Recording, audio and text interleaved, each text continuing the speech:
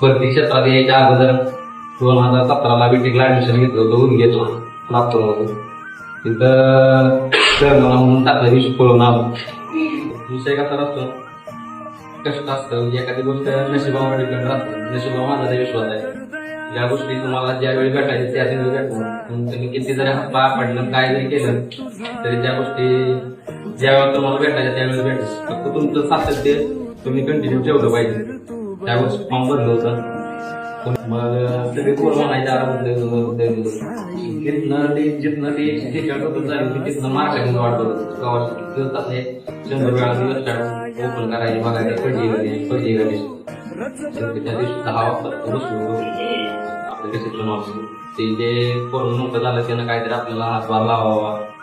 म्हणून सगळी माणसं म्हणायची ना की आता तिथं पुणे सिटीचा रिझल्ट लागल्यानंतर हे झाला नाही. आपलं ज्यावेळेस